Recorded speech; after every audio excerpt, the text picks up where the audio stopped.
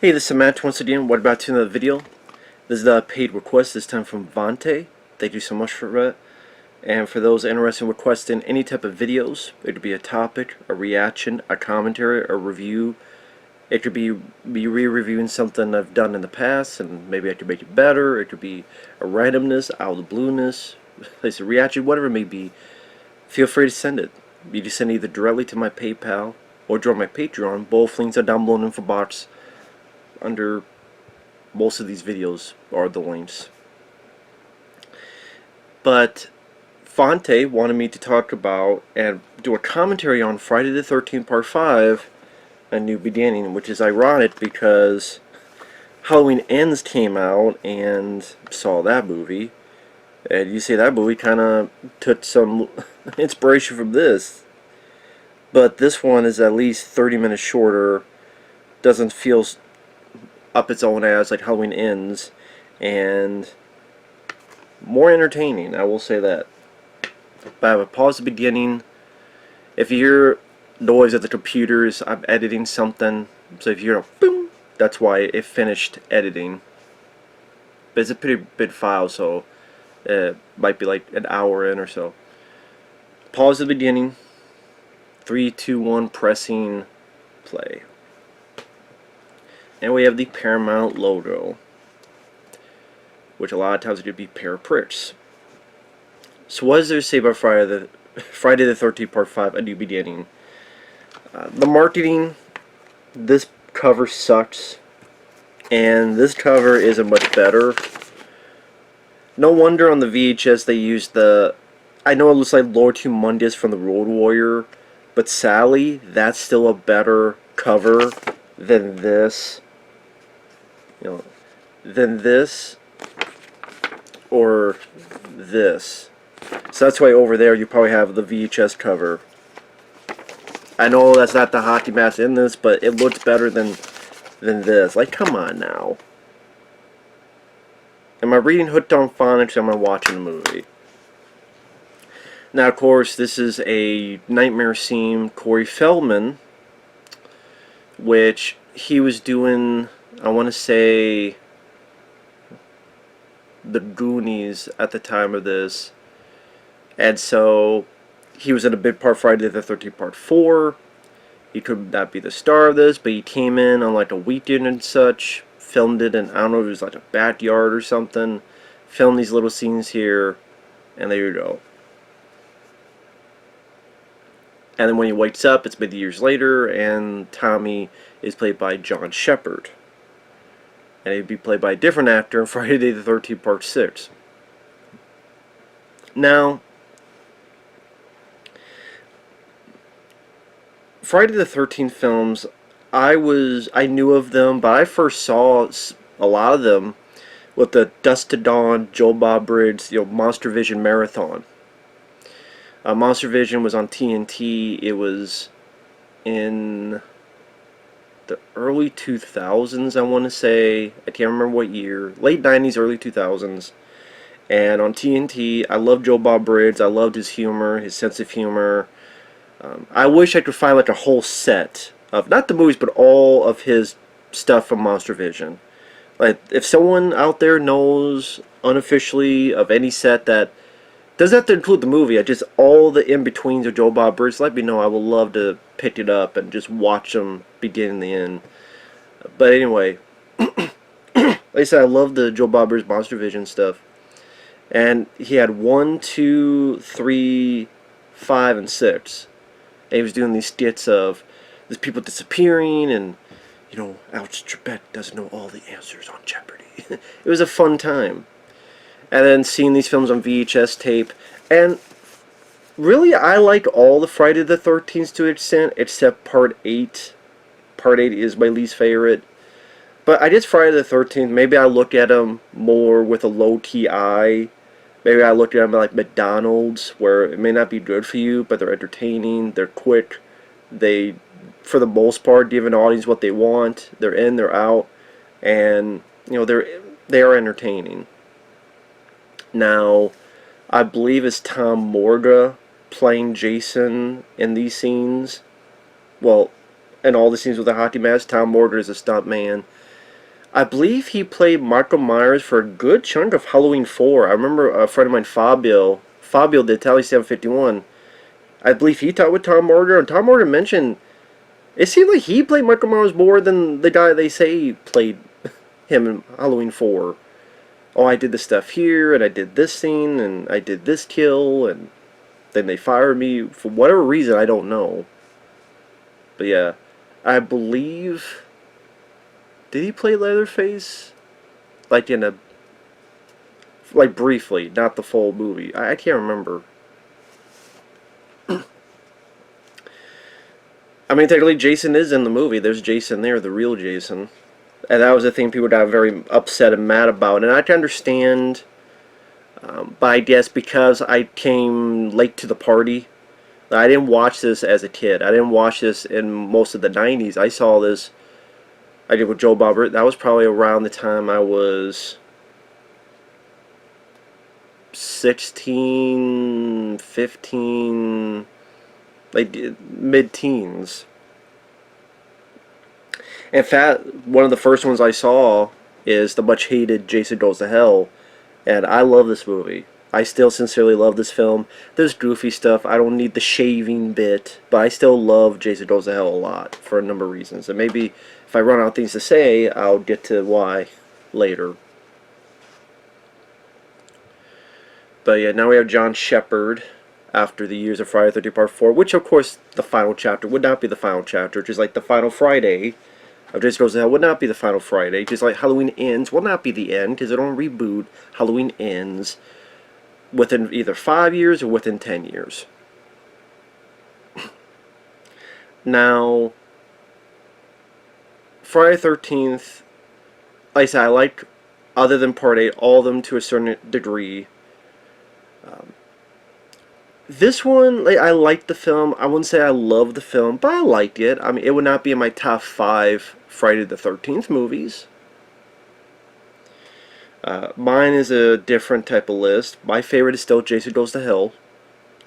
My second favorite is this one, Friday the 13th Part 7, The New Blood. Especially since I have a cut of the film. It looks like a VHS copy. But actually, that fits with this kind of film. Because I don't think these films need HD, DVD. I mean, it's fine if it does. But I have an uncut version of Friday the 13th Part 7. Where someone put the gore scenes back in and made the rest of the film look like a VHS tape. And the music, and there's even trailers of other 1988 films before it, so I put it in this case. And I always love that poster. This is my second favorite. Part 6 would be my third favorite. So Jason Goes to Hell, Part 7, Part 6. Which I guess I realize that's more of the supernatural Jason, so I guess I'm more a fan of that. I didn't even think about that. So yeah, 9, 7, and 6. Then probably... Because I actually like the 2009 film. That's up there. Part 4 is up there. So it's not in my top 5. I mean, the bottom two, Part 8's the bottom. Freddy vs. Jason, it's a better Freddy movie and not as good of a Jason movie. Although there's a couple good kills. I don't like the portrayal of Jason. I don't like the look of Jason. I don't like how lengthy and the mask looks like barely fits him. It's like wider. And then like the black. I just Afraid of Drowning. I have issues with that. Freddy vs. Jason I don't hate, but it's annoying as a Friday the 13th film other than the kills, and it's better as an Elm Street film. But that's down there. Part 1, I liked it. I think it's a tad overrated in the fact that there's other slasher films of that era. Like My Bloody Valentine I liked more. The Burning, I don't know if... Maybe The Burning I like more than the original Friday 3. I don't know. I like the sequels more. I like Part 2 and 3 and 4 more than the first one. I like the first one. I just don't think Sean S. Cunningham is that big director like Wes Craven, John Carpenter, like he puts in these categories.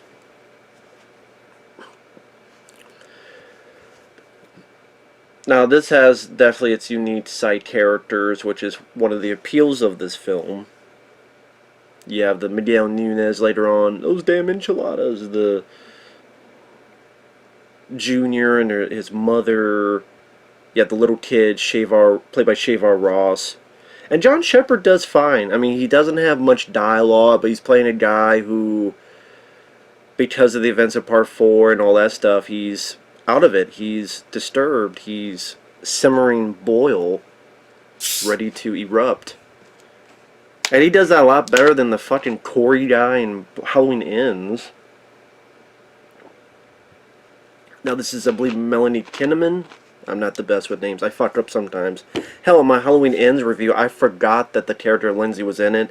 There's such a non-entity, I fucking blanked out. I'm like, afterward, I'm like, oh fuck. That's why I put in the pinned comment on that review. Oh, she is in the film. I completely blanked out. I fuck up sometimes. We all fuck up sometimes. I just fuck up more than usual. But Melanie Kinnaman, she does fine. I think that guy, I don't know if he's a director or he may be a brother of a director, like a twin brother. I can't remember. The guy would do that with his tongue. But John Shepard, you could buy him as a guy that he could erupt, and especially when he does like his kung fu. And like I said, at least the movie's not 2 hours long and feels so dull and just so elongated. Now this guy on the left here, I remember him from Indiana Jones and the Last Crusade. He was the guy in the flashback with River Phoenix who gives the hat to River Phoenix. And of course it's the hat that Indiana Jones keeps. I forget the actor's name, but Indiana Jones' Last Crusade is where I remember him the most from.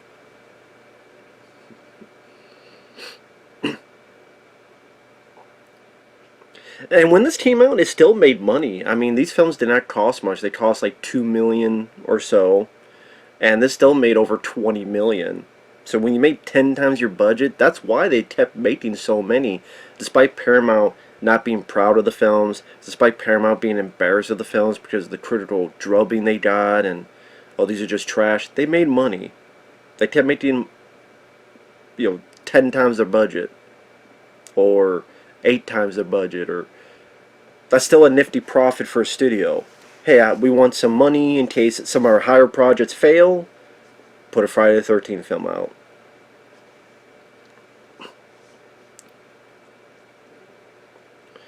And you gotta think about it, it's 8 films in a 10-year span, a decade. 8.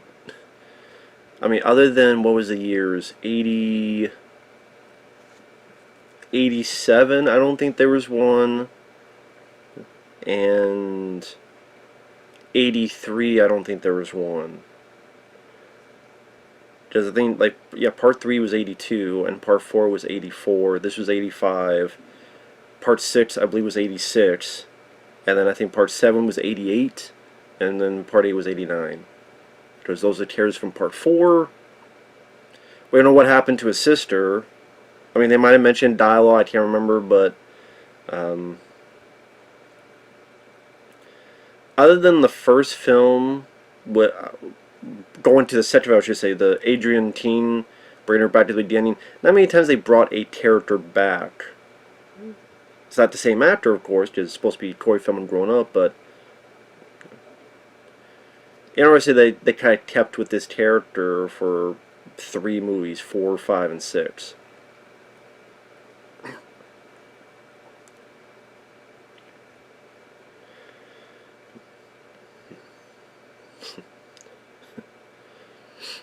Here he's going to be a bit of a surprise, and we're introduced, I think, to Shavar Ross as Reggie. He's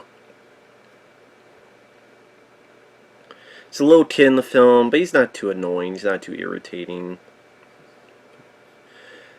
It's not like he just kicked with the door and flies off the damn balcony like a Home Alone movie, like Halloween Ends, and that's supposed to be taken seriously.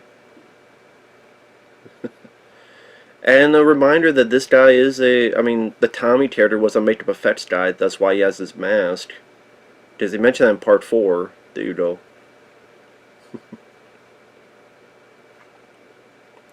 I don't think that's ever brought back into this other than that mask, but The fact that he's a makeup effects guy. Because I think he does say, like, I made them. And he's like, solid. But the kid's not annoying. He works fine for what he needs to be. He's not irritating or laughable. Now, this is directed by Danny Steinmann, who was a porn director, and then he had done Savage Streets with Linda Blair. And depending on who you talk to, it seems like a lot of people did not like Danny Steinmann. They thought he was sleazy, which I guess if you watch his films, you try and get that. I don't know. I know there's a scene later on with the sex scene, and apparently he shot so much it would have been a porn film, but a lot of that got cut out. But yeah, Danny Steinmann passed away.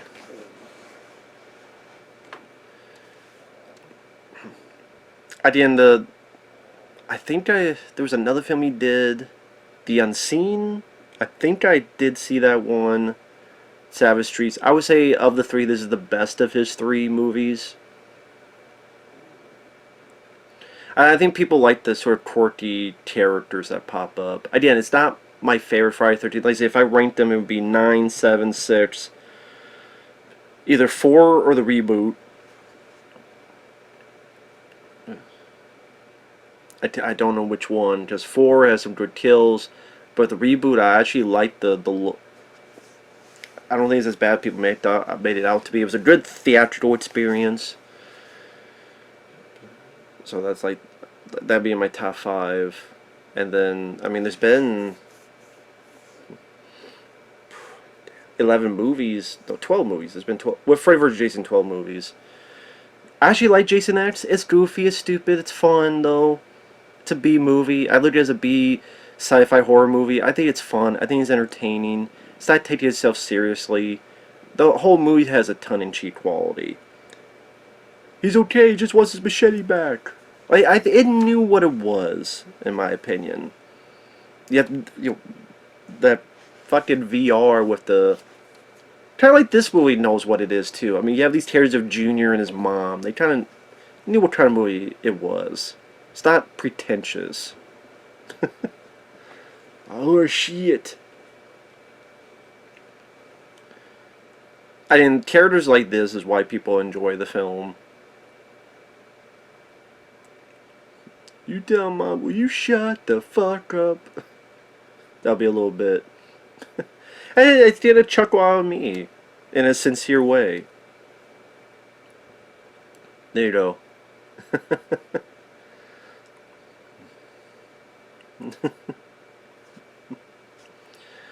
But what else? How else would I rank them?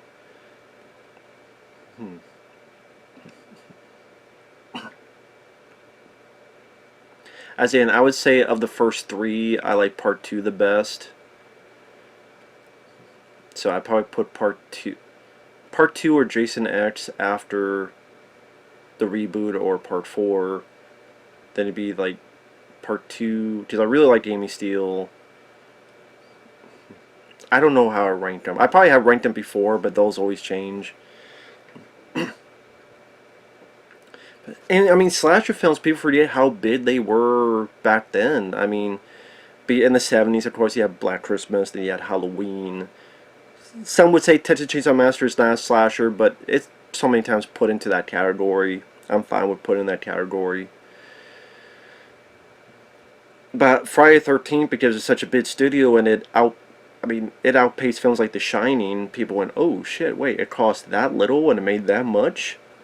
Knock them out. And you had My Bloody Valentine, you had The Burning, you had all this other stuff almost on a weekly basis. It became like a gluttony of slasher films, and then people got tired of it. Just like, you know, they get tired of a lot of stuff. And there were still some good ones. April Fool's Day 1986, I absolutely love. I like Intruder from 1989. But you saw that they made less and less money. Now, this guy eating the chocolate, he didn't go the hell. He died. Well, Dominic Brazia is his name. Joey, who's eating the chocolate. To be fair, I wasn't there. let me take a step back. Corey Haim's mom and others have mentioned that this is the guy who abused Corey Haim. This guy eating the chocolate, Joey, who gets killed by the guy with the axe. Dominic Brazia, again, was Corey Feldman, one of his best friends, funny enough, and that he abused Corey Haim. Corey's mom and Corey Haim's mom, Corey Haim's sister, have said that Corey Haim told them and didn't want them to tell anybody else. Granted, I'd be like, tell them, but I mean, I've never been through that, so I can't. That's easy for me to say, but I've never been through that, so take that into account. But, I mean, if Corey Haim's mom and Corey Haim's sister, I don't know why they would make that up. That'd be a weird thing to make up. So, and Dominic Brazia, it's not like he's a big actor. So if Corey Haim, if he was abused by this guy, and funny enough, he was one of Corey Feldman's. Corey Feldman is a guy I don't trust. Like, after a stupid documentary about the Corey Haim, what happened to him, but it felt like it was still all about Feldman and publicity, and again, like, you're best buddies with this Brazier guy, and you kind of put that under your hat, you don't mention that, like, you were so good buddies with this guy, if he was abusing your friend, you didn't notice, or did you ignore it, or you were just blind? No, it was Charlie Sheen. And then Corey Haim's sister said, that's bullshit, it wasn't Charlie Sheen. So it's a whole other thing that you could go on. I don't know why you would give this guy the axe in this. It's not a mental institution, but again, look how pissed off this guy is. Why you give him an axe? Why? Why would you give this guy an axe? It's like the most pissed off guy in the movie. He's the most pissed off individual you've seen in any of Friday the 13th films. It's like, we gotta let this happen.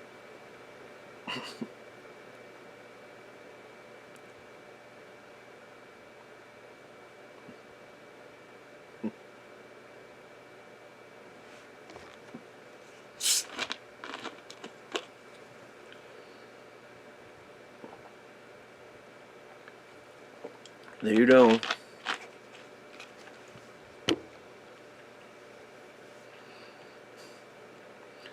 Again, I don't know why the fuck some of these people have mental problems and you give someone an axe. I mean, you're just waiting for something bad to happen. And I'm not going to sit here and say this film is perfect. Again, it's not in my top 5 Friday the 13th films. The idea I like part 2 more. I like Jason X more. People get pissed at me with that. I think it's more fun. I'd probably say I like part 3 more. Do I like this or part 1 more? I don't know. Thinking about it.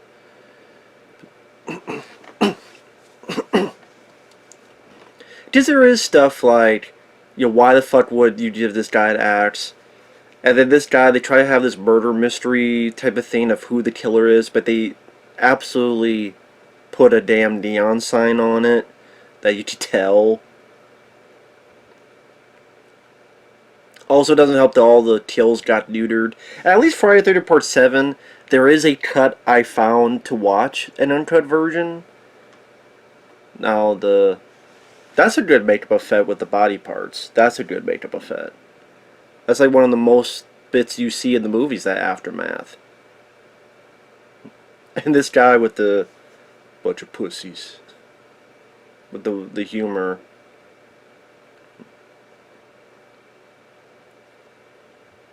Do your hands dirty. Now, this guy playing Roy, Dick Wyand, I mean, if this doesn't tell you he's a killer, it's such a weird... Look at this. He has this look on his face, his eyes go up. Right then and know he's the killer. Because you don't know who he is. It just seems out of blue nowhere. Why is he looking that way?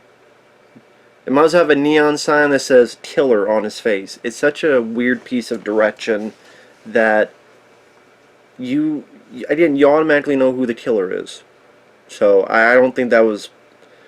I think that was poorly done, to be fair. And they have some greasers from like 1950s that just happen to be in this area. But granted, I do laugh at these characters, and they're fun, they're entertaining. Again, if you don't have little characters, make them stand out.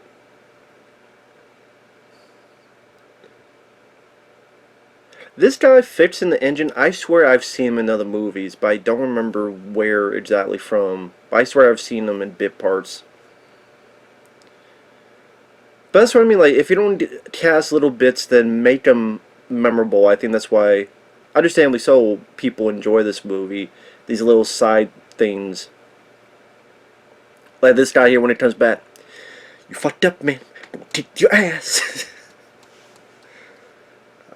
And plus, I mean, if you want kills, it's got a lot of kills. It just sadly, the MPA butchered it. It felt like they had a beef with Friday the 13th ever since the first one. And then the second and third, they were cutting stuff off. The part 4, I don't know how they got away with so much on part 4. With how edited 2 and 3 feels. 2 and 3, I just don't feel as edited as these later ones. But like part 2 got some edits out of it. And someone did get the footage and put it back in, so if you're online, wink wink, you can find an uncut Friday the 13th Part 2 that someone edited together. Why they're going to do that officially on a release, maybe some rights or something, I don't know, but I guess a fan did it. Just like Friday the 13th Part 7. Granted, that looks like VHS, but I'm fine with that.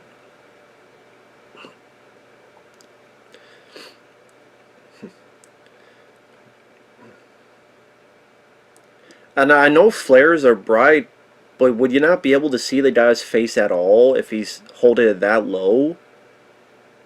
Like, he's holding it that low, would he still not see anything? I mean, it's inventive death. Nice little bit with this fake head and the flare in the mouth. It's not many movies where you have a flare in the mouth death, so that's inventive. And, I mean, it keeps... I mean, hell, we're 25 minutes in, and, you know, well, now it's going to be 3 people have been killed. But this guy, they say, start, man. You fucked up again. Ain't starting. I'm going to kick your ass.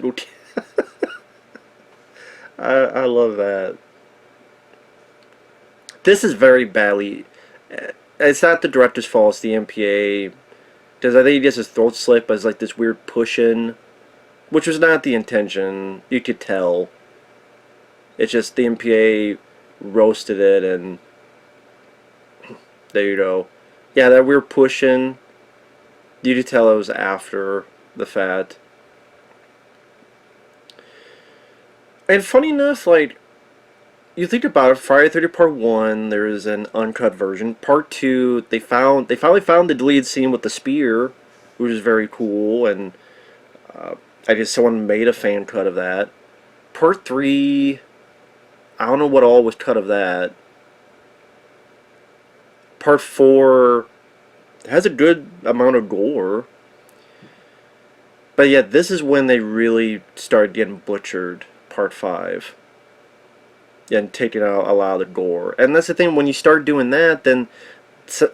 At the time, that was one of the main reasons people were watching these films, was to see the death scenes, the gore, the magic trick. And when you're taking that away, I think that's not the only, but it's one of the things that kind of interest dropped. Where it doesn't feel as bloody and ruthless as the first couple Friday the 13th films.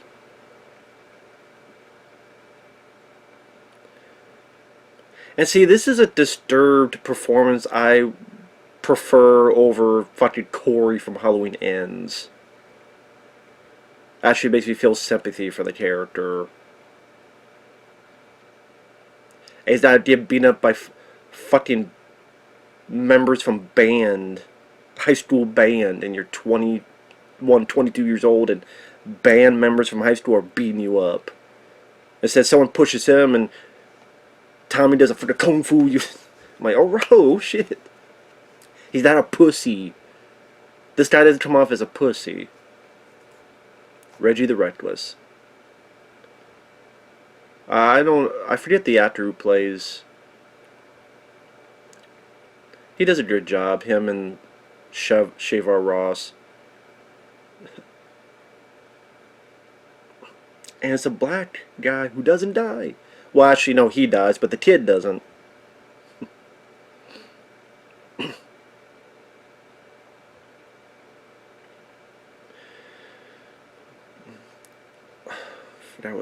Oh yeah, the gore, yeah, part 5. Like, this would be the one.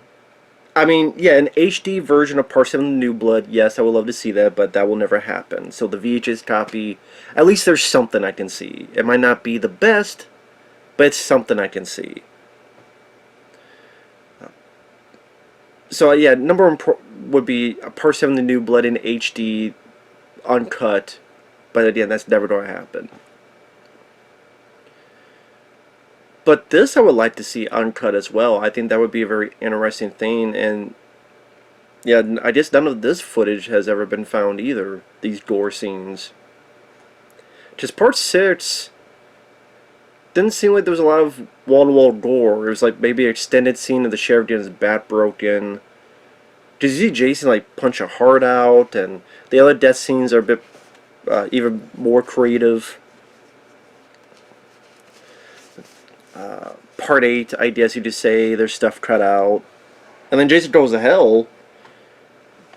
People just say whatever they want. This is the goriest of all the Friday 13 films at this point. Jason Goes to Hell. I mean, that woman getting cut in two like a wishbone, that still makes me cringe. Like, ooh, shit. I think John Shepard, what I liked is he's playing it, I don't know if the word subtle is, but it just, I just buy like him being like shy and like awkward, not knowing what to do or what to say. I buy it. It doesn't feel goofy or corny.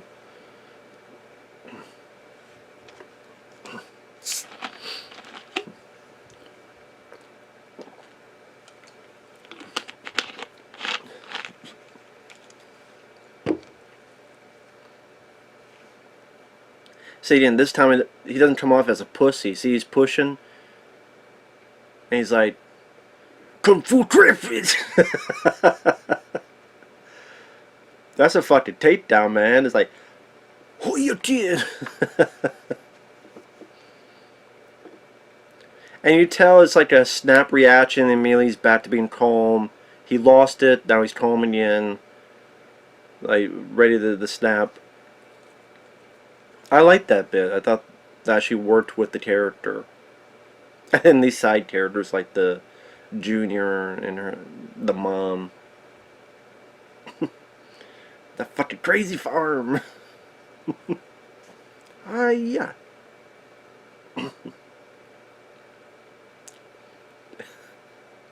She called him a big dildo.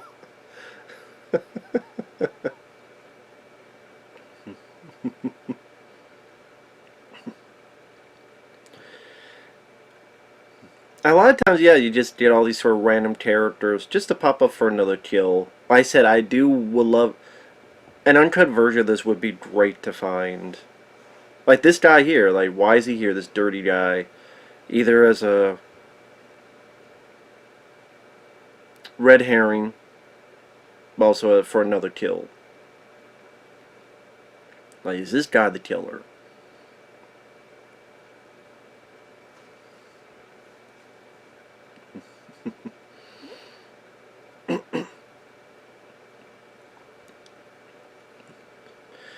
But it's like, who the hell is that guy? Where did he come from? I just, out of nowhere, maybe he's living in the trees with George of the Jungle. Just sounds like, this one fucking ugly man out there.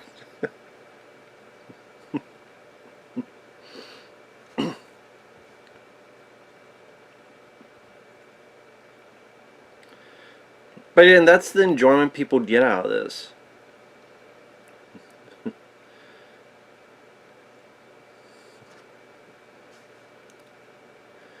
Now again, talk about telegraphing your bit, what the hell's going on here, and he's like, "You talking to me, Sheriff? I'll tell you what's going on. I'll confess. I'm the killer. Can you see? Hey, remember me? I'm the killer."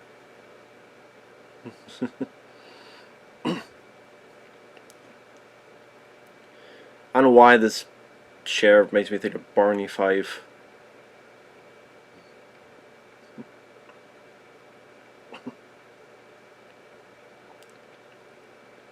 I mean, just telegraph more about he's the killer, man. At least try to hide it. But I think that's why, people...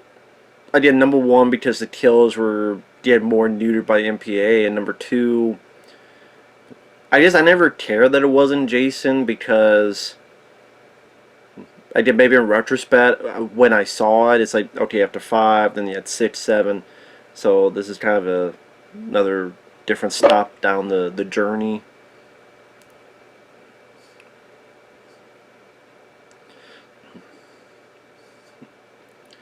But I mean, why, just because he puts on the hockey mask, why is he so tough? Why is he so unstoppable? How does he survive to get hit by a fucking tractor? I don't know. That's the thing, if people make fun of it, I can understand. I'm not going to... I'll defend this movie, despite a stupid shaving bit. I'm not going to defend Friday the 13th Part 5. It's fun, it's entertaining. You get your nudity coming up. You got your as neuter as they are, you got your kills. So there's another one that has over Halloween Ends. It's got actually nudity. It's got titties. Nothing wrong with titties. I've said before, like, gore and nudity doesn't make a film, but again, at least this has personality-filled characters, and maybe not personality-filled, but characters with little core personalities that make them kind of interesting to watch, even if they're in for a brief bit, either with in terms of casting or little quirks they have. Weather forecast, snow flurries up your nose. As in, if you're going to do it, at least don't make them bland, boring, and wooden.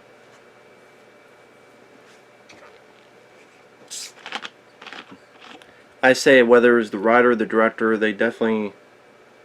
Actually, who wrote the film? Martin Titrosser and David Cohen and Danny Steinmann.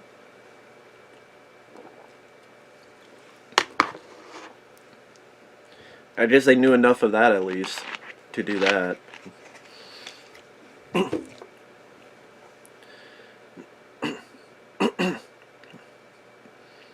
I think her death scene, this waitress at the diner, was supposed to be a bloodier death scene. She just an axe to the stomach, but yeah, the typical jump scare with the cat. Where that cat came from and how it got in the diner. I guess with the door open, but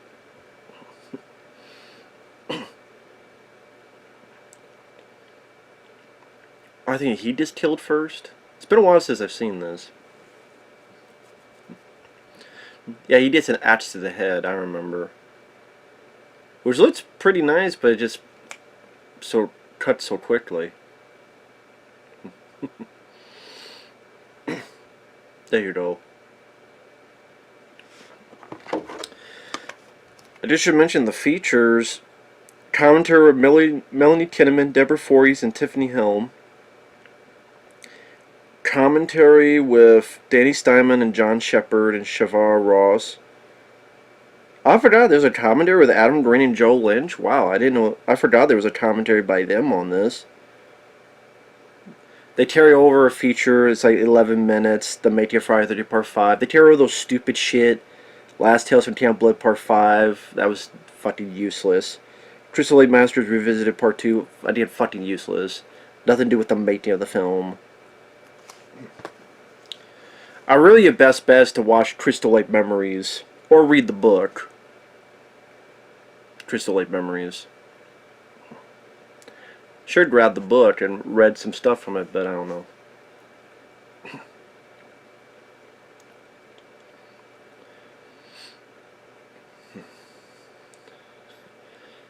Bad. She gets an axe to the stomach. But the MPA was just... This was about the start of them going... ham, hard as a motherfucker on movies. In particular, action and horror. And in horror, especially slashers. Just look at like Hellraiser in '87. That's definitely gorier than this. You look at some of the other stuff. Like you see the aftermath, the act's in there, but you saw the acts, I think, go in, and I forgot what else there was. But it's funny, like they went so hard, and even action films like a hard target in 1993.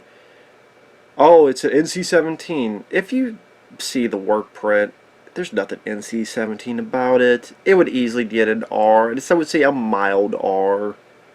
It's not like heads exploding and arms cut off. Like, come on. That would have been cool, but that's not it. Just sometimes MPA just making them self-important. We have a job, and we need to do our job. We need to do something to make us, quote, relevant. So find an issue. If there are no issues, find one.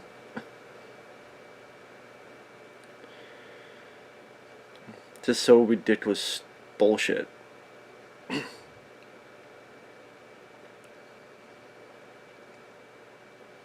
And then what I was trying to think. In the MPA, you never. The only time I heard of the MPA was, I want to say, the house that Jap built with Matt Dillon. A little bit kerfluffle on the rating, but very, very rarely you ever hear about the MPA. Like the past 5-10 years, you never hear about the MPAA. You never do. It's funny, the one time a cop actually thinks Jason Voorhees, he thinks the smart thing, and sadly he's wrong. But it's like, the one time someone, it's Jason Voorhees. So that's why you see the sheriff, like that's a nice little bit where, how many times do you go, come on guys, it's Jason Voorhees, just think of it. And again, the one fucking time a cop actually thinks the smart way. Now it says here that they cremated Jason Voorhees. Obviously they didn't. Or they just do completely ignore part 5 when it comes to the part 6. So either, yeah, you could argue easily that they do ignore part 5 when you get into part 6. I mean, they definitely ignore the ending of this film. Or you say that that was a nightmare, and they do mention in part 6 that Tommy, you just got out of the hospital, or you just got out of the thing, and it could be this. I don't know. You could think either way. But yeah, Jason definitely wasn't cremated. Debbie Sue Voorhees. And of course, yeah, it's interesting that Debbie Sue Voorhees would have that last name.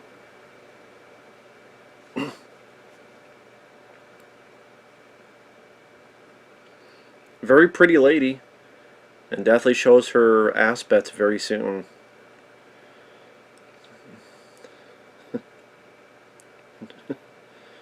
But I mean, this goes at a good enough pace. I mean, we're 42 minutes in, and it feels like just... That's the thing. If you're going to do it, every movie is judged differently. You can compare it to other stuff, but there's also the part of your brain is judging each movie independently as well. So if you judge this independently as well, it's paced well enough that it's not boring. I say a lot of these movies, like Halloween Ends, one of the things I keep mentioning that film because, oh, that's an imposter Michael, but you don't like that, but you like this, an imposter Jason. Like I said, it's not my favorite, it's not my top 5 favorite Friday the 13th films, but it knows what it is. Like I said, it's not pretentious, not up its own ass, it's not boring to me. It's just not boring. It's kills, nudity, quirky characters, Harry Manfredini doing a score, and a different score. It's not just reused pieces of music from the previous films. This is definitely a different score. And Harry Manfredini mentioned how this is a bit difficult because usually, okay, this is Jason, this is not him, so he had to change it up, which makes sense. So you do get a different type of score by Harry Manfredini. This guy is going to kill stomach, yeah.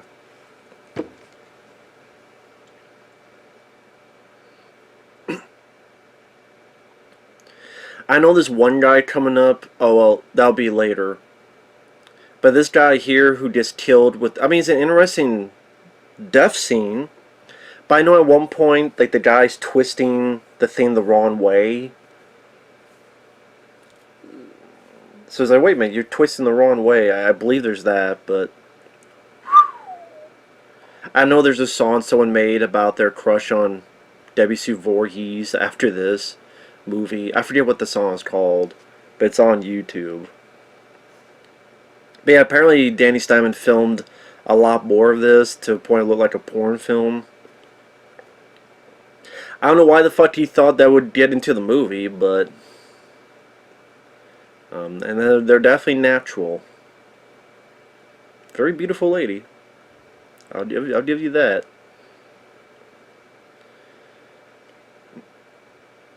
And at the end of the day, people don't understand. Here we go with the death scene. Yeah, that sound effect, the click, sells it. That, because your mind imagines what it is. Like, it's right there, that's gone. So, that was effective.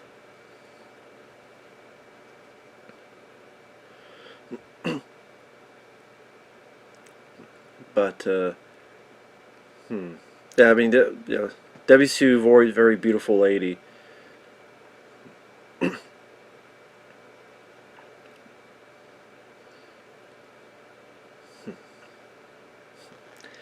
Like I said, these movies kind of knew what they were, and sometimes I'm not expecting much, folks. I'm really not. I just want to be entertained. Do we see? Yeah, we see her, right? Yeah. Pretty decent makeup effect there. Yeah, I think there's a point he does turn the wrong way. Like, he's turning one way.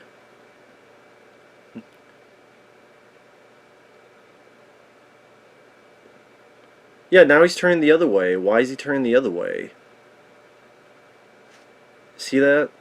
Like, he's turning like this, and then he's turning like this. I don't know why that's the case. If someone could explain, let me know. But I didn't understand that.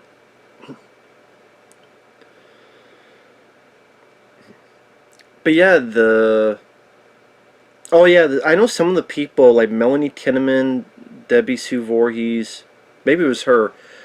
Some or one of them dealt with this movie called Friday the 13th Fanboy, which I know my friend Effrey saw it, and he thought it was a piece of shit.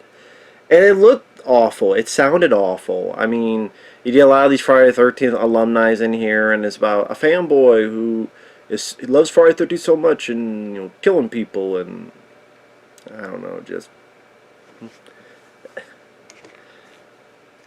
like, it just sounded awful to me.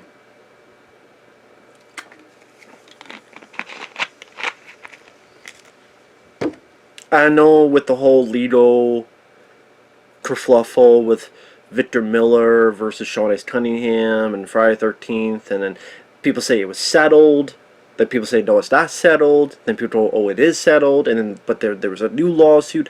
I don't know what's going on with that. I don't care. If there's never another Friday the 13th, it had its run, and it had a good run for the most part. And there's a lot of people doing fan films. And I think that's why, because 2009 is the last Friday the 13th film, so we're going on now 14 years without Friday the 13th. And people, I know there's people, oh, I want another one. I mean, on one hand, because these films are pretty basic and simple, and in the weird way, you don't expect much. You just want the comfort food, like McDonald's. Like, I love McDonald's to death. can't eat a lot because you'll die, but I love McDonald's. I love the French fries. I love the chicken nuggets. It's not real chicken. Well, I still love the chicken nuggets. Still taste good to me, especially when they're crispy. Usually they're not, but I still love the taste of it. Love the chicken sandwiches. Love the double cheeseburgers. I always order them plain. Again, it's like easy comfort food. It's tasty to me. It may not be good for me, and it may not be high art of a piece of delicacy, but with compared to other franchises, I guess you just want that simple, and for the most part, they delivered. Like this, you get like Miguel Nunez, Juana Man himself. That's a fun personality as Demon. Yeah, Demon.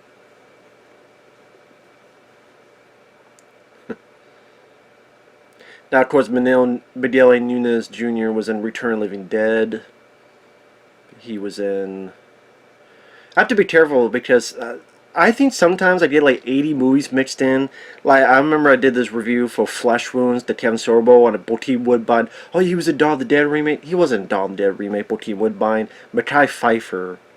And I just get all this stuff bamboozled together with all this information, and it get like 80,000 movies in my head. Hard to keep them split up. But I do know Miguel Nunez was in Return of the Living Dead. He was in Juana Man. I think he was in Kicked It at Old School with Jamie Kennedy.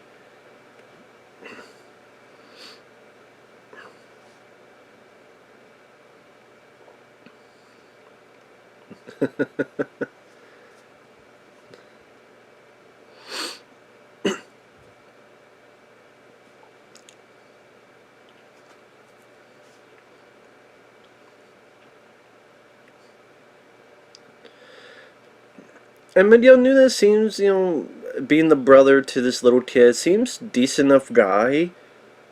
At just a small, short time in the movie, seemed like he's doing fine. Like there's nothing that egregious or awful or annoying about him or unlikable. And makes a little bit of impression. There's the computer. Told you. Wow, that was quicker than I thought. That was quicker than I thought. But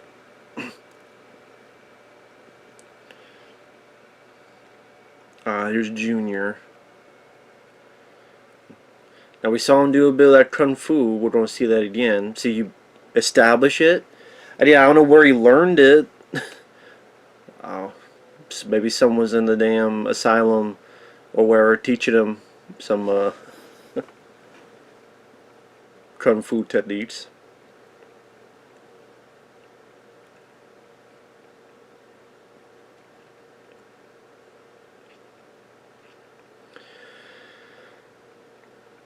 And yeah, I'm sure the movie's trying to lead you into thinking, okay, this guy... Ooh, nice. Boom. Boom. Ooh, right in the back. Didn't stay on your feet, but decent enough kick. Got the job done.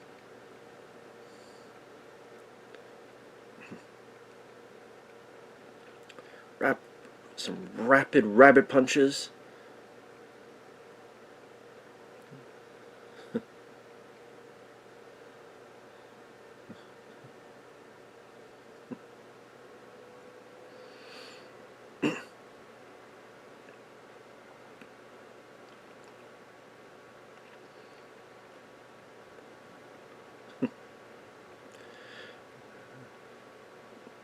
Gave an enchilada for the road.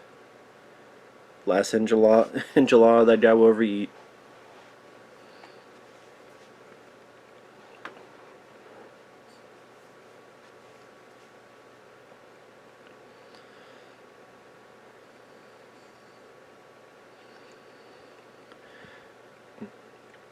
See, nowadays they would try to fit in some type of thing where he's also an abuser, or he's toxic masculinity, or other type of stuff, other than just... No, he treats his brother well, he treats his girlfriend well. And just, it's those damn enchiladas he needs to take care of.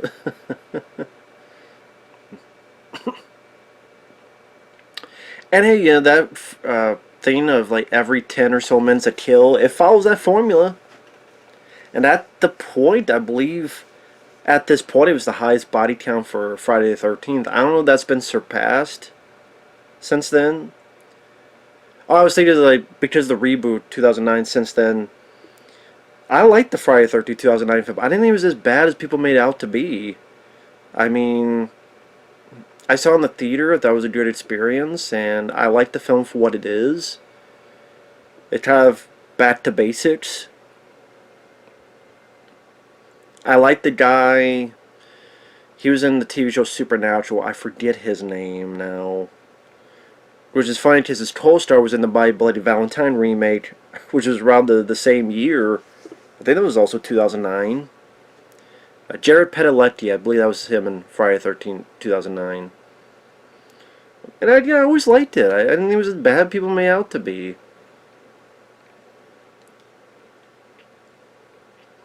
Derek Mears, it's sad he didn't get to do more because it felt like he really loved playing the role and he's very effective. But, and it made money. It made a lot of money, but oh, it had such a big drop off the second week because everybody went the first week.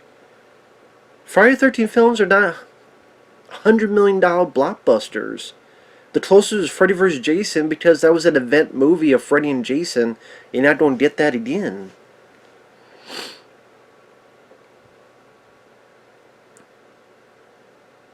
That's a decent effect on the throat. Now, you could just walk over the body and run, but no. Especially then, I'd be like, okay, run over the body. But then that's not too bad of an effect. He's going to get impaled pretty soon. At least some of the deaths they do to differentiate. Like here, there's an impaling through the stomach, I believe. Well, through the back, out the stomach. There you go. And then a flare in the mouth, the other stuff. At least there's a bit of variety.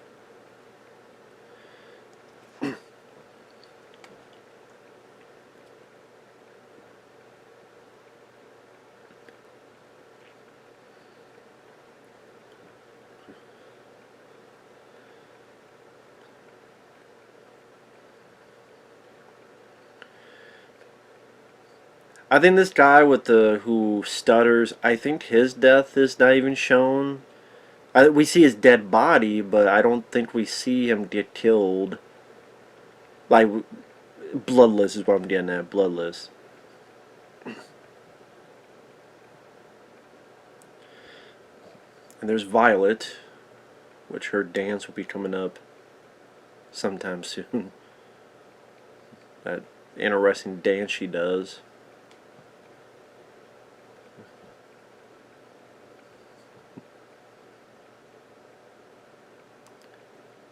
Let's see.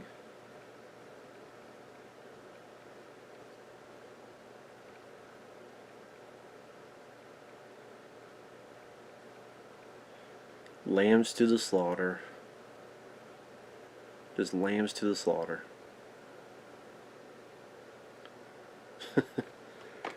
Again, it really keeps up the pace of the kills.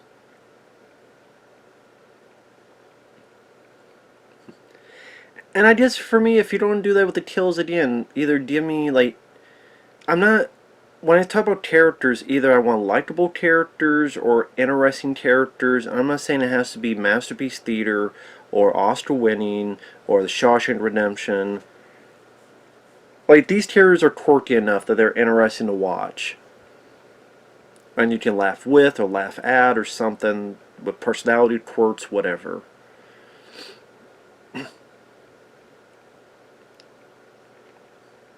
I mean, John Shepard, I don't mind him. There's others I like more. I like Amy Steele more in Part 2. I like some of the people in Part 4 more, especially Crispin Glover and his buddy, Donovan Leitch. There you go. Chop shop. Chop until you drop. And that, I mean, you saw it briefly, but that was a good head on the ground. Good makeup effect, like good practical, no. Nowadays, a lot of like CGI enhancements and all that shit.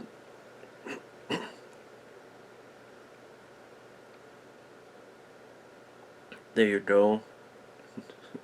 Interesting shot to see like her point of view.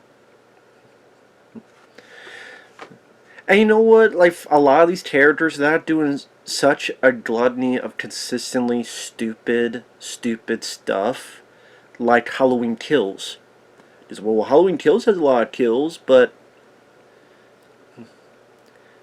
I would argue this has more of a story to it than Halloween Kills.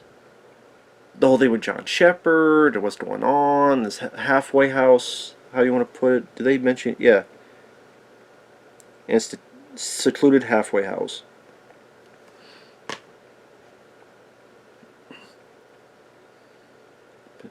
And that it was either trying to get this arbitrary mob mentality thing that I don't think worked out like they thought it would, and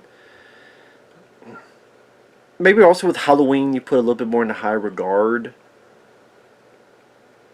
compared to Friday the 13th. Maybe that's not fair, but like Halloween and Halloween 2 from 1981, I do put a bit higher regard. Like Halloween 1 I think is much better than Friday the 13th Part 1. Like Halloween 1 I would put above Friday the 13th Part 1, 2, and I like 2, I like 3. Like, a lot of the Friday the 13th I would put Halloween above it. Halloween 2 1981 I would put a lot above a lot of them. Maybe that's also why you put them more in higher regard. I guess I should mention, because we got, half an hour left, just in case some people go, why the hell do you like this movie? Not just because it's different, because that doesn't automatically make it good. And it's all subjective as well. Subjective perspective. I looked at this film, I like John D. LeMay as the hero.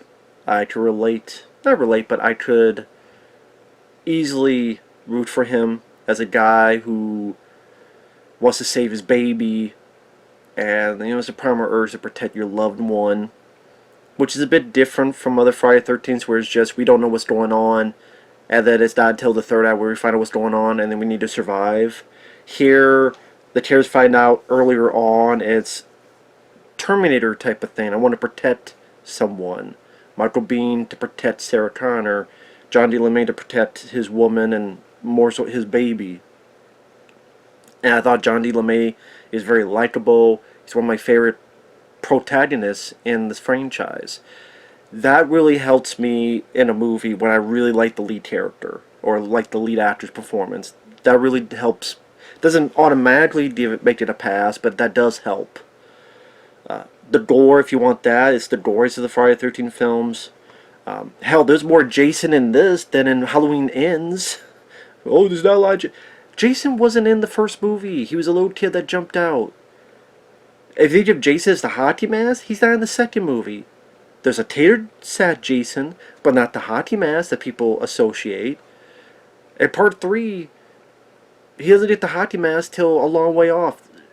You really don't see Jason. You see an arm. Like, I think sometimes people forget how little you see Jason in some of those early Friday the 13th films.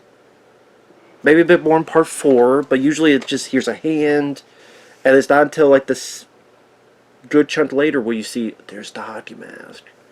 So, like, when you say see Jason, as in what way?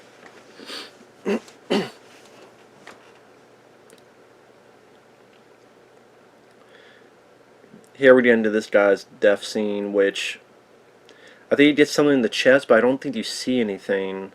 I think, yeah, because he turns around. It's a violet.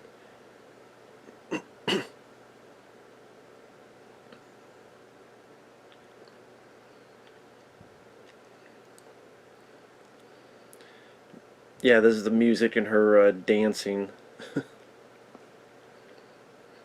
We'll see more of that later.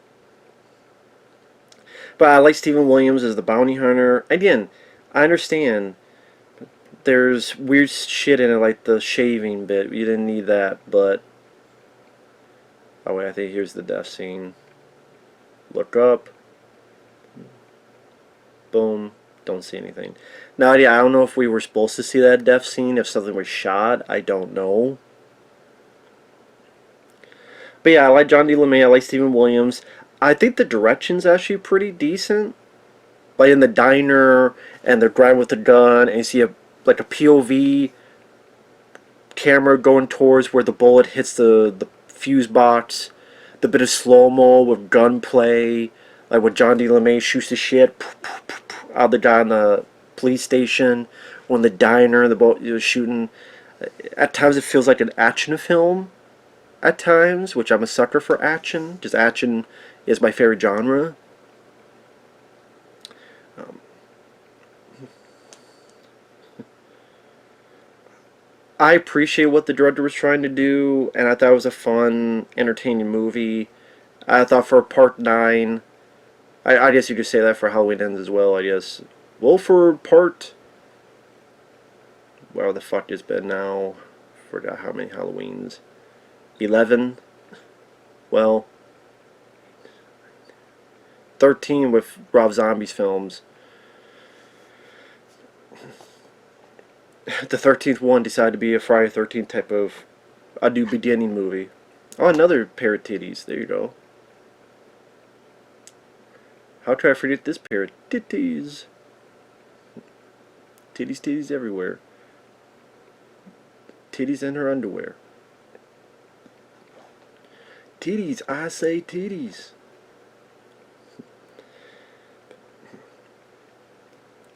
But like I said, I still enjoy this movie. I still enjoy this movie quite a bit. I think it's fun. I don't think it's as bad as people made it out to be. Not saying it's perfect, but I don't think it's as bad as people made it out to be.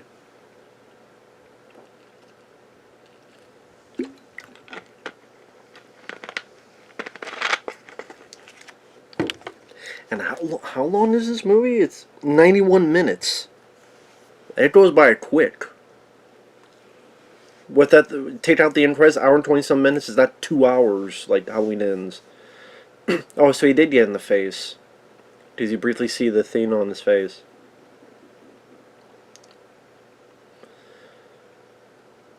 Stab from underneath, kind of like, was it in, that's happened a couple times in the franchise.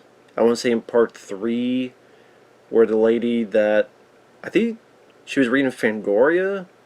I think that character was pregnant as well, which kind of goes under the radar, but I believe that character was pregnant. I think that was the lady that became a reporter, I believe, in the actress. I think that was in part 3. Here we have this this robot doing the robot dancing,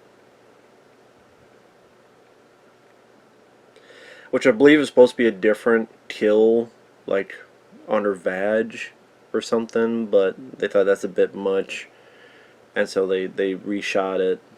I believe that was the case. I could be wrong. I don't know where the fuck he disappeared to. He's a big guy. It's not that big of a room. So where the hell did he disappear to? I guess there.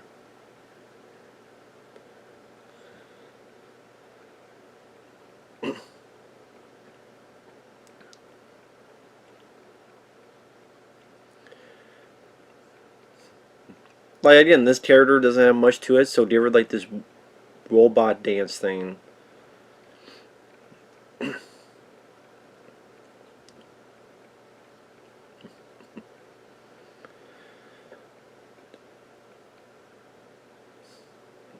I don't know if he lifted her up and originally he was still supposed to stab her much lower, or and then they just refilmed that up close shot of in the stomach.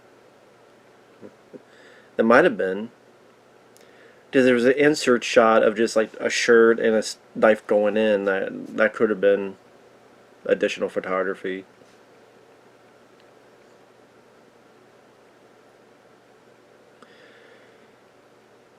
But yeah, when this came out, a lot of people were like, "What the fuck is this?" And then, Part 6, Jason did come back. I really like Part 6. Like I said, Jason Goes to Hell, Part 7, Part 6 are my favorites of the franchise. That's not everyone. I don't care. That's mine. Again, the first Friday the 13th I like, but I don't think it's the best. I mean, again, I would say there's a lot of slasher films back then. My Bloody Valentine I liked more, and there's others I liked more.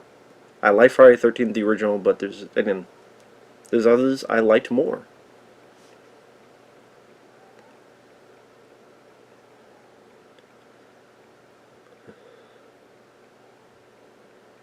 What's the matter?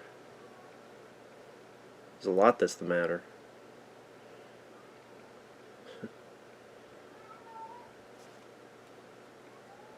Man, even that cat.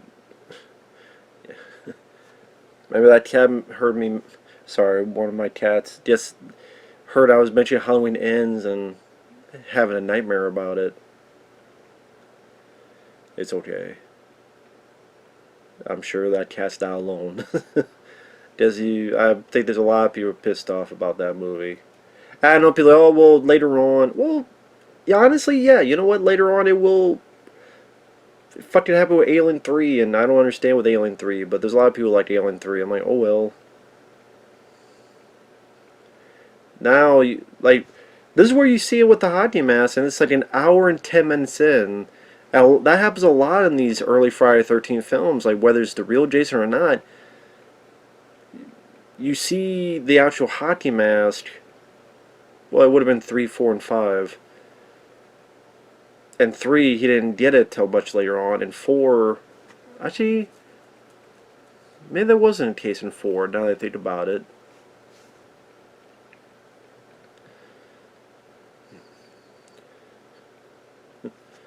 I know in 4, like, there's the nice directed bit where someone gets stabbed and you see the silhouette on it, and you see the body thrown onto the wall outside in the rain, stuck to the door, to the wall.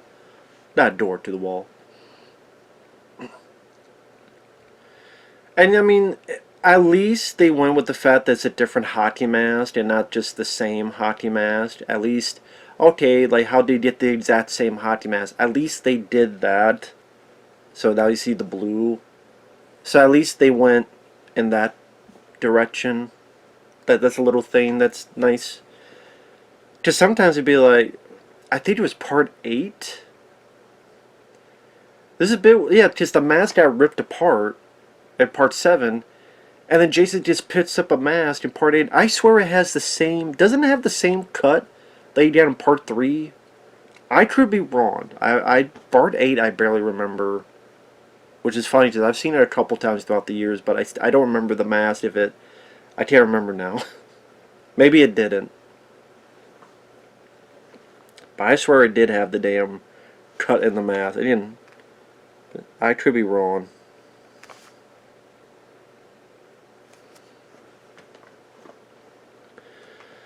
But yeah, this is... I think there's a point where like certain pieces of clothing are missing. Yeah, they're there and they're not there. I think it's Pam.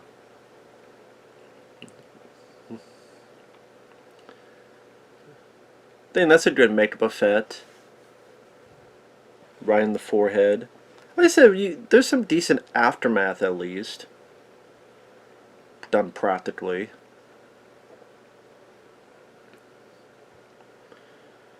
And like her, Melanie Kinnaman isn't bad. She does fine. I know a lot of people, they make these films and then they don't care about them. They think they're trash and what have you. Well, now that they can do conventions and the check clears, I'm sure they're less hostile about it.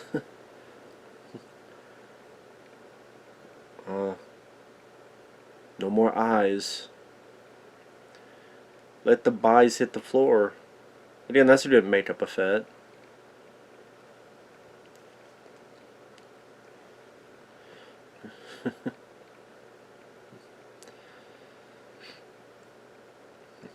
and try to figure out what to do next.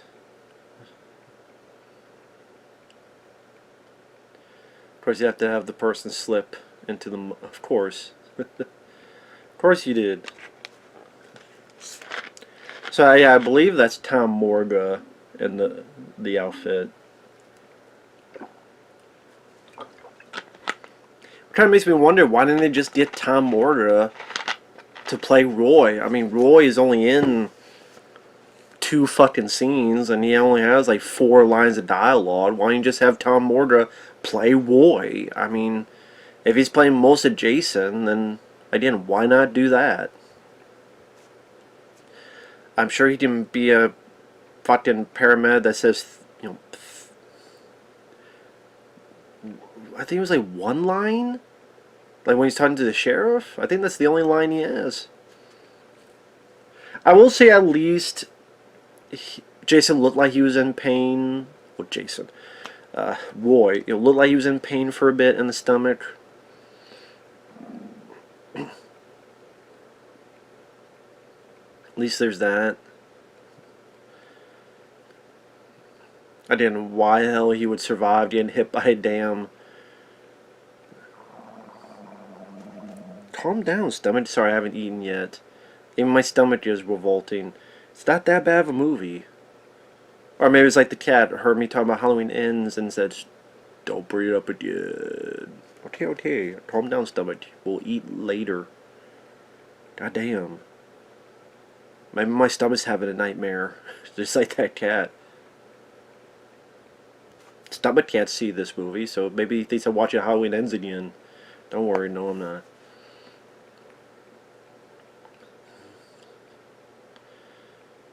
Doesn't, just because you put on the hockey mask doesn't mean you get the powers of Jason. But at least there, like, he's struggling. He sees he's bleeding. So at least there's a little bit of something there.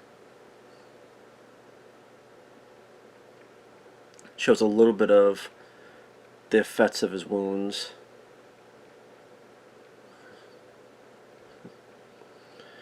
But I mean, yeah, that would have killed him and all that stuff. And of course, the thing. Well, I guess you were supposed to think he is a Tommy is a John Shepherd.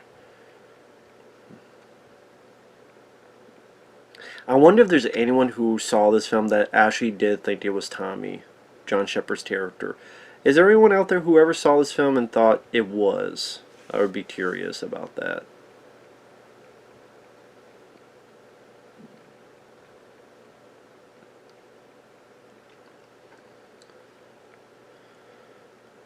And I mean, the finale, it's there. I mean, it's not one of, to me, it's not one of the better finales of Friday the 13th. It's just kind of there. It just isn't big, giant barn. I thought the battle between Amy Steele and Jason was a bit more exciting. Here's pretty much chainsaw versus machete.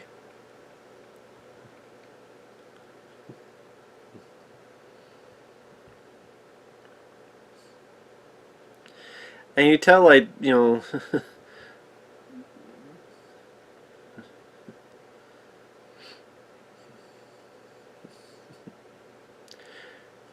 That's something I realized, like, Jason never used a chainsaw. With all of the damn movies, you think at one point he would have used a chainsaw. Because people think, oh, the hockey mask, chainsaw wielding, but Jason never used a chainsaw. I mean, you would think after so many movies, he would have at least once used it. Used that, like, tree trimmer, or whatever in the... What's it called in part 7? I can't remember the exact name. I don't think... Not tree trimmer. I think... Oh, I forgot what it was called. To kill Dr. Cruz. Well,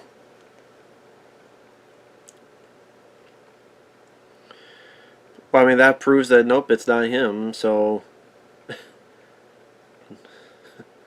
Well, I mean, yeah, I think maybe people thought it was just Jason back. I mean, I guess I didn't even think about that. People just think it was Jason Voorhees again. Came back.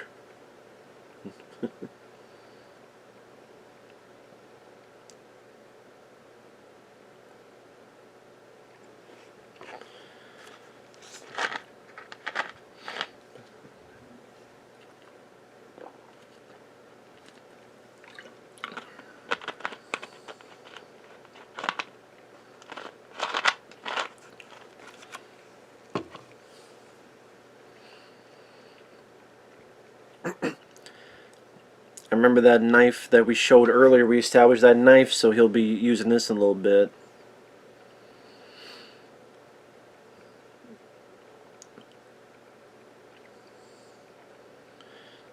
Now, I don't know how Jason missed him. I mean, I guess he hit him, but he didn't kill him. You think he'd give you a free shot, and any other free shot you killed in one strike, but not quite the crotch or the quatch, but close enough.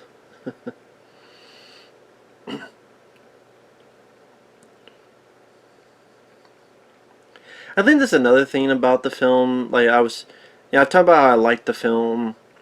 You know, there are flaws. Like I said, the killer, the mystery, that never comes into play.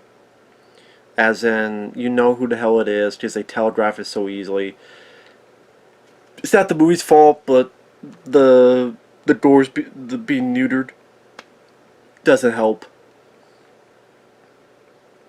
There's stuff that you question, or what the fuck, that doesn't make sense, that doesn't make sense, but I guess you just say that for almost every Friday the 13th film, if we're being honest.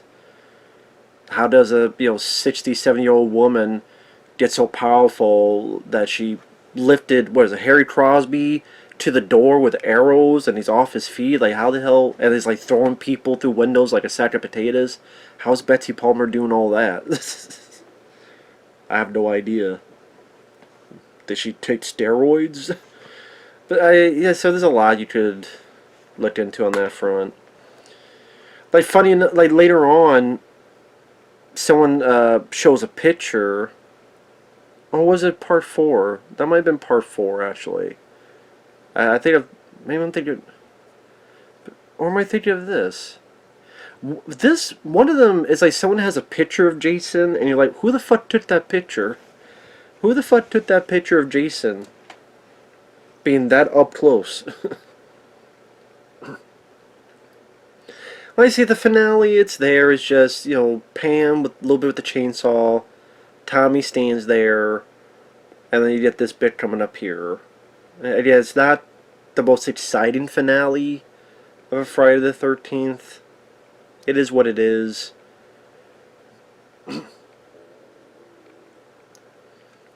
I mean, like, people make fun of Jason Goes to Hell, but I like John D. LeMay. Get away from the motherfucker! Going through the window, and then all that stuff. But it's fine for what it needed to be. There you go, Reggie the Reckless. Again, you have a kid who's not annoying or irritating. That's a good motif to have. His red jumpsuit.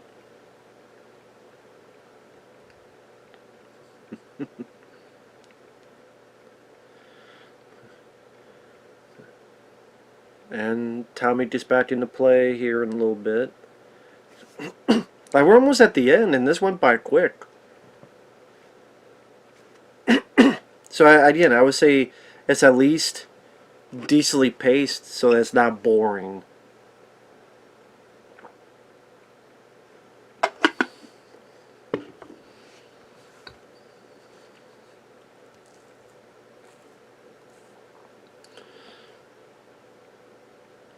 There you go.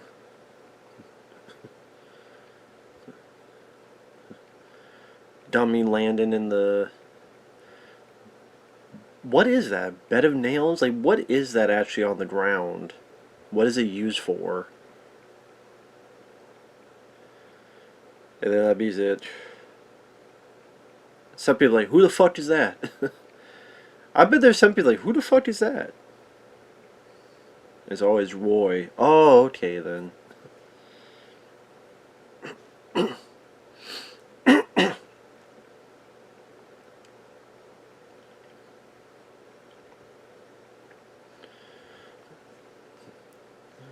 Yeah, doesn't it... I'm trying to think, does the sheriff show her... Well, we'll see in a minute.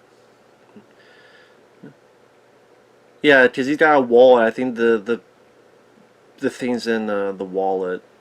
There's like a newspaper clipping with Jason Voorhees. I'm like, who the fuck took that picture? Who took that picture up close to Jason going, cheese? Hey there. Who the hell did that?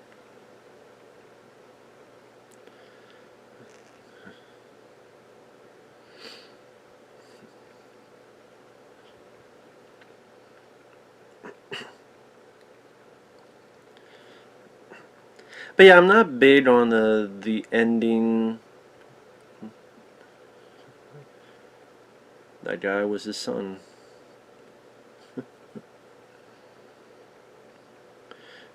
Yeah, I see the newspaper like out of the wallet.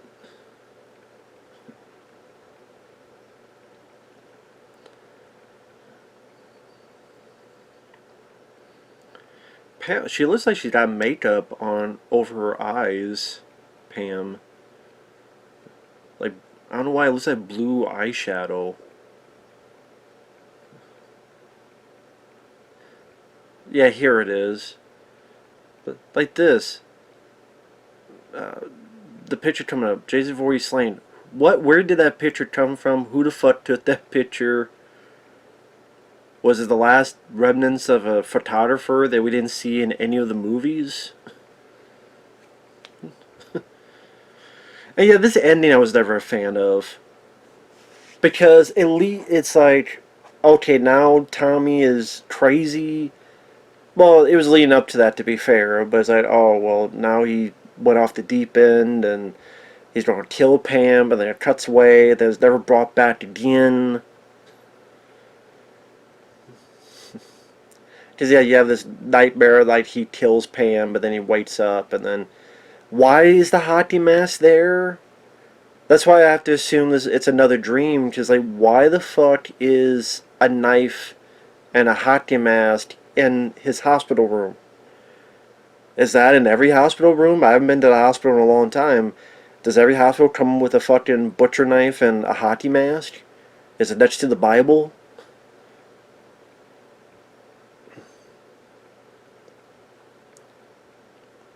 Even this nightmare here, it'd be like, he stabs her with like a machete. He's like, where'd he get that from? Up his ass? The poop chute? Like that knife. Where'd he get that?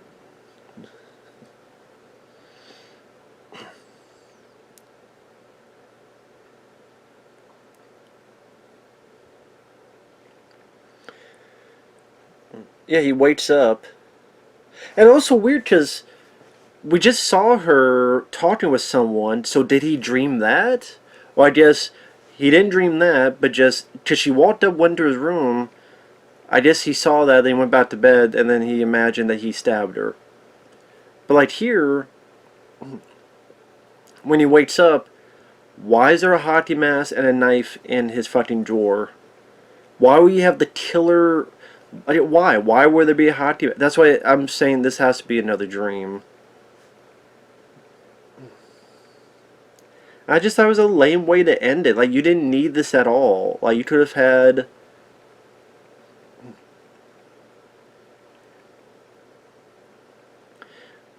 They're at the halfway house. The sheriff looks through it, sees it. We, the audience, know. The others are in the hospital. They go off. The end. That's it. I mean, this ending just, to me, doesn't work for the movie. There's no, it isn't followed up anyway, so it just not really that appealing to me. Like I said, it's just a useless ending, and the ending is an important part of your movie. Again, look at this drawer that he comes opens. Why is there the killer hockey mask there? Why would they put it in his room? Like, wouldn't that be an evidence? You know, part of a crime? It's like, you know what, man? I know this guy tried to kill you. Here's a memento. For, you know, it takes, keep the memories. So I guess at this point, maybe she talked with the sheriff, maybe? Also, where did the knife come from? Does every hospital room have a knife?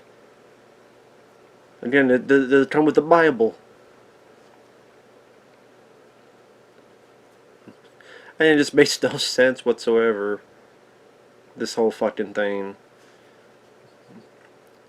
And why is the hockey mask there? Where did the fucking knife come from? It's just stupid. It makes no sense. It's just to have an ending. Like, oh shit, what's going to happen next? Maybe thinking that, it'll lead to more movies, just it's never over. So, that put a bit of a damper on things too. I'm like, what is this ending? This ending fucking sucks. And again, it's not followed up on. There is no... Tommy, the character, comes back, played by a different actor, which I like that actor. He was also in Return of the Living Dead. Miguel Nunez was in this one was in Return of the Living Dead. In part 6, the guy who played Tommy was in Return of the Living Dead. Tom Matthews? Yeah, I'm bad with names. So like I said, I'm not a fan of the ending. The whole stuff with Roy being very easy to figure out. I wouldn't say there's a lot of style to Danny Steinmann's direction, but it's pretty straightforward. The sleazy style of it.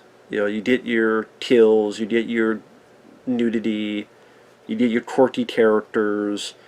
It goes by a quick pace. I mean, we're just past the 90-minute mark. Doesn't overstay its welcome. Doesn't feel too pretentious. John Shepherd, I thought, did fine for what he needed to do.